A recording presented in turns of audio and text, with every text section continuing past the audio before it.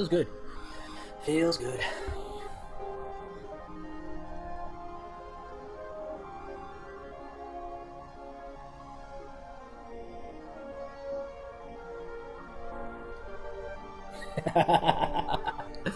This guy is like, what is going on? Love it. We did it, people. We did it. We found the best Sultai deck that is gonna break standard. Alright, enough with the clickbait stuff. This is the Sultai Dredge deck that I've been working on, crafting on, and kind of fine-tuning for all you good people at home. Now, this deck is amazing, tons of fun. There are some tough matchups, however, I think it has some chops in this meta. For Merfolk Secret Keeper, Narcomoeba, one of the creatures that when it flips into the graveyard, you're going to be able to put it into play. Wall of Lost Thoughts, I was toying with the 2-drops from the Golgari sets, the one that mills 3, put a land on top of your library, and the one that you has the tap ability to mill 2 or add green or black to the mana pool. I've decided with Wall of Lost Thoughts because the aggro decks were kind of killing us, and this gives you the immediate impact of milling 4. So whereas the tap ability one, if he dies you get no value out of it, this one hits and you get that automatic mill. Mirror Triton, gaining that critical life and allowing you to mill 2 cards. Also, Death Touch is very important, staving off some of those bigger creatures we have problems with. Thirst for Meaning, if you get stuck with any of the cards you want in your graveyard, you can always pitch those, and allows you to filter that deck nice and quick. Silvermote Ghoul is probably the reason this deck functions. Whenever you gain 3 life on your turn, at your end step, put it onto the battlefield tapped. So we can get this onto the battlefield as early as turn 1, and it is fun when that pops off. Earl, we are playing green and blue, so this is going to be include. It also triggers the Ghoul, allows us to draw some cards, and again, get that life back when we need it against those aggro decks. Creeping Chills, flip it into the graveyard, opponent loses 3, you gain 3, triggers our Ghoul, again, gets those last points of damage in when we need it. Had a little bit of a flex spot. I've gone with Eat Extinction. Looking at Heartless Act, there's a lot of counter stuff going around, so it wasn't really the most efficient. Eliminate was solid, however, we came to the point later on in games when opponents would drop a big threat that we couldn't take out with Eliminate and kind of brick walled us, so I chose to go with 2 of Eat Extinction. And this little inclusion I thought was fun, definitely fun. So this is Brokos Apex of Forever. Very cool. We can play it from the graveyard. It can mutate on stuff, so we can throw this onto a Narcomoeba when it flips. Merfolk Secret Keeper doesn't have Defender, so we can also put it on that. And yeah, it definitely allows it to get in the last points of damage, trample over things, and is a big threat on its own. Land, pretty standard package. Got the 3 shock lands on the colors. We got the on-color Triome and 4 Fable Passage. Let's get into some gameplay.